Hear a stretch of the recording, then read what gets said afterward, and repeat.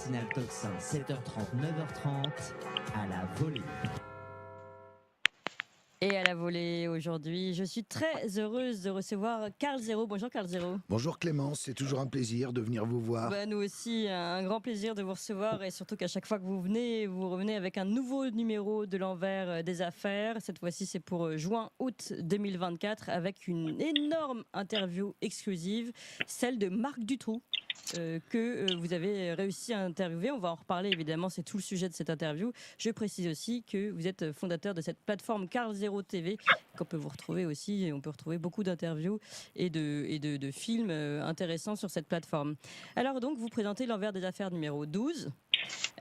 Avec cette exclusivité, et ça nous permet de revenir sur ce dossier qui est l'une de vos spécialités désormais, de la pédocriminalité. Vous avez décidé d'interviewer Marc Dutroux. D'abord, c'est rare, non? En fait, il avait déjà été interviewé, Marc Dutroux? Non, en fait...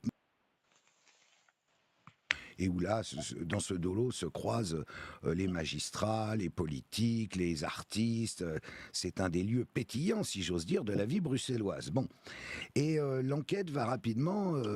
Le juge Conrad va dire, tiens, on va demander aux Belges s'ils ont croisé Dutroux quelque part ou Nioul, et il lance un appel. Et on appelle ça l'affaire des témoins X. Oui.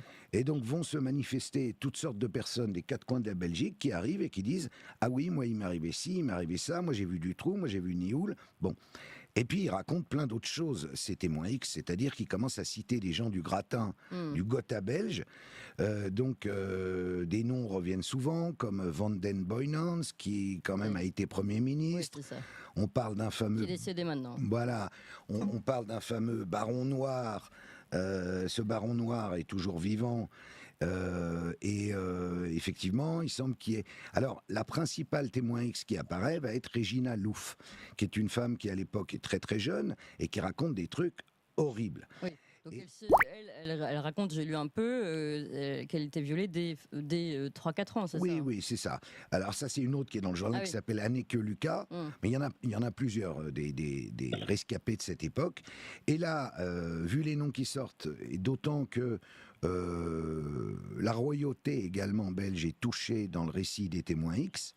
Donc des témoignages qui se recoupent, parce que vous pourrez dire évidemment tout ça, ça peut être un peu mélangé, ça peut être à l'époque, diffamant. Non, mais il faut que l'enquête puisse suivre son Oui, cours, bien sûr. sauf que L'enquête est arrêtée. en haut lieu, on décide que le juge Conrad doit dégager, donc on prend un prétexte qui est un dîner organisé pour soutenir les parents des victimes, et on dit, ah bah non, le juge d'instruction, il est pour les victimes. C'est un peu normal qu'il soit pour les victimes, mais il est viré, du coup les gendarmes sont arrêtés, du coup on nomme un autre juge. En réaction, les Belges descendent dans la